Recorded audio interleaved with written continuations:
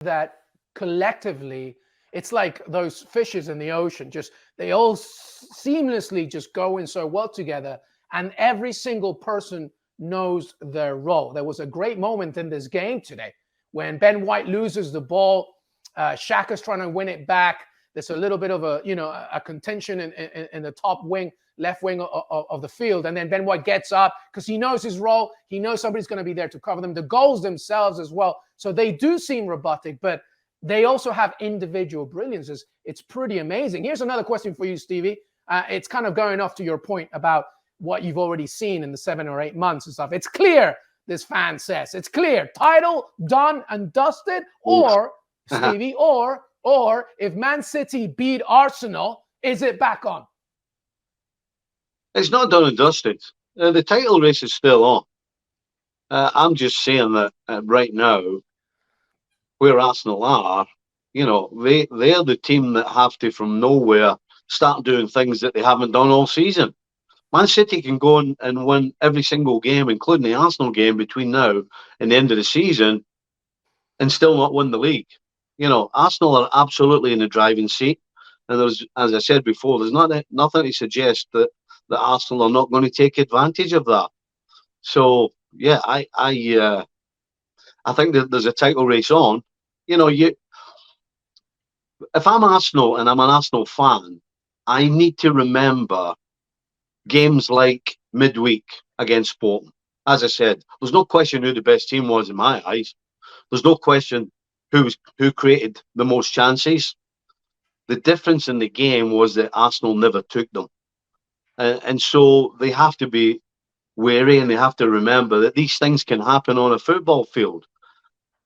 But as far as consistency, as far as the way they go about it, no question for me. Arsenal, yes, there's a title race on, but they big time are in the driving seat. And remember, as I said, even if they lose to City, they're still in the driving seat.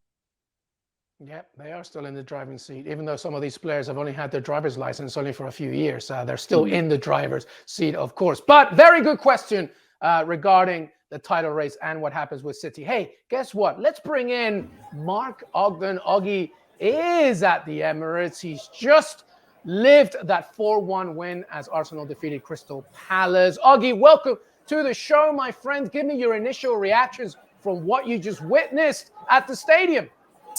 Well, I just thought right from the off that even though Zaha hit the post, I just didn't think Arsenal were ever going to lose today. And I think they've now won 6 on the spin after losing to Man City. I just feel that although they've had a couple of games in that run whereby they've had to score late, they're basically winning the games that people would genuinely think they're going to slip up. And, that in a title race, there's always a game where, or the odd run of games where even the champions will slip up. But Arsenal is picking the points. So 18 points from 18 after beating City. They're 8 points clear now. And I just felt that even with Saliba missing, Rob Holding comes in, didn't look fazed by who was playing against. It just looks a very, very comprehensive victory. And I think they've got 10 games to go now. And the games that you would, like I say, usually expect these teams to slip up in, they're just winning the game. So it does boil down to, I think it boils down to 2 games. City away, which is obviously huge. And then they've got to go to Anfield as well. And even though Liverpool are pretty unpredictable right now, Liverpool could easily win that game or lose that game. If I was Arsenal, I'd be worried about going to Anfield. But if they lose those 2 games, then, City have to win everything. So I think that Arsenal are now the favourites to win it because games are running out. And I just don't see where they're going to lose games. Yeah, well, let's have a look at that schedule right now. Our producer's putting it on the screen for you. They're at home to Leeds, Liverpool, West Ham, Southampton, City, Chelsea, Newcastle, Brighton, Nottingham Forest, and Wolves. Stevie, Nicol, do you see any major issues in this schedule aside from their trip to the Etihad? Well, I think you look at the fixtures and there's no question. You look at Liverpool, you look at City, Chelsea. If Newcastle can get back to where they were, because I don't think they're back to where they were yet, then those are kind of ones on paper that stick out. But at the same time, on paper, I'm looking at all those games, and I'm definitely saying that Arsenal are my favourites to win them. I think City's the only one I wouldn't say that, but the rest of them, I'm thinking, well, if you're going to give me $10 to put on anybody in these games, I'm going to put it on Arsenal on every single one, except the City game. So you can look at it on paper however you want. Yes, because it's because of the running, because of the pressure, because it's the Premier League, there is going to be a hiccup somewhere, because there always is. And you can never put your finger on where it could be. But as I said, on paper, looking at the running, other than the Man City game, I've got Arsenal favourites to win every one. Oggy, what do you think? Because it's away at Newcastle that worries me, I think. You know, I mean, it's easy from this point on to say that they're going to win that game or they'll win that game. I'm just looking back over the previous title race, and I remember, I think it was 2012. I think Man United were 8 points clear with 6 games to go, or 6 with 8 games to go, whichever way it was, and they lost it, and they lost a game at Wigan, which you would never have thought they'd lose that game. And I'm looking at that run of fixtures that Arsenal got there, and I'm thinking Chelsea at home. Well, you know, it's not the Chelsea that we know, is it? It's not the old Chelsea, a formidable Chelsea. It's a very flaky Chelsea. Newcastle away, I'm not sure whether Newcastle, you know, they might have picked up a little bit in recent games, but I'm still not sure that Newcastle will get a result against an Arsenal team going for the title. So I think that is a really good running for Arsenal, considering what they've done so far. 10 games to go with only two difficult trips in that. I think they'll win at Newcastle. So, I mean, I haven't worked out the maths on me whether 2 defeats against Liverpool and City will actually cost them if City win all the games, but it's very tight. 8 points clear now. I mean, that is. If I was City, I'm thinking, when are they going to slip up? They're just not slipping up.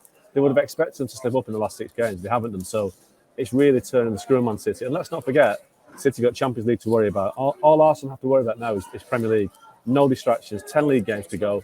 We've seen the depth of the squad today. Kieran Tierney came on, Holding came in. They got Smith Rowe on the bench, Jorginho on the bench. You know, with that squad, it's not as weak as people were saying it was. With 10 games to go, I think they're going to cruise it. Yeah, there's only one team that can stop Arsenal at this point, and that's Arsenal itself. All right, we got another question here from a fan. Stevie and Oggy, please jump in. Stevie, you go first. But here's the question. How surprised are you fellas that the goals are spread around so much at Arsenal? Because earlier we got another question saying, Arsenal need a striker. We should have gone for a striker. But, you know, it's pretty equally divided here, even with Gabriel Jesus' return. Stevie, how surprised are you that, you know, these goals are coming aplenty from anywhere across the pitch? Well, I don't think it should be a surprise, because if there was one thing we would point at before the kick-off for the season, would be they don't have an out-and-out goal scorer. You know, we knew Jesus wasn't going to be an Erling Haaland, for example, who's just going to score goals for fun. We know the history of him in the Premier League, that he does more than just score goals. He scores enough, but he's not an out-and-out goal scorer. So they kind of had to spread it around. That's the only way they were going to win the Premier League and win games, is by spreading it around. But the key to that is they have players in the side, aplenty, who are capable of putting the ball in the back of the net. And we've seen it. You know, Martinelli, Jesus, Trossard's come in. He's assisting and scoring goals. Saka's scoring goals. Granit Xhaka scoring goals. Partey with the odd goal. You've got Odegaard. So, you know, when you don't have an Erling Haaland per se right at the tip of your spear, then you have to have ability around that's going to spread the goals around. And Mikel Arteta has put a team together that has that has ability, and that has goals in it from all over the field. And that's why they're getting away with not having a so-called goal-scoring centre-forward. Yeah, I mean, I think, not looking for negatives, but if we try to find reasons why Arsenal won't win the title, I think you have to say that if they lost Saka or Odegaard to injuries for any period of time, that would really hurt them. I mean, obviously, they were without Gabriel Jesus for 3 months, but I think Saka, every time I see Saka, he's obviously he's a star in the making. He's a star already, but I think he's going to be a mega star when he gets to the Champions League next season. But obviously Odegaard has been really important as well this season. So I don't quite know where they replace those two if they get injured. But you know, they might go through. I mean, Leicester, when they won it in 2016, they didn't really get any injuries. They coasted to the title because they kept the same team pretty much every week. So that is in their favour right now. They're not picking up injuries, you know, injuries to key players on a big scale. So it is all in their favour. The one thing I would say though is that there might become an element of pressure that creeps in, because I think a recognition that maybe if they don't do it this season, then I think Liverpool will be back stronger next season, City will be back stronger next season. I think United will strengthen. So it does feel like this is Arsenal's real chance to win the title this year, because next year it's going to be so much tougher. If that's because it's a World Cup year, I don't know. But there's been something odd about this season, whereby the only team that has maintained any form has been Arsenal. But I think next year, I think we'll see a much tighter title race. Thank you very much for watching ESPN FC on YouTube. For more highlights, analysis and exclusive content, be sure to subscribe.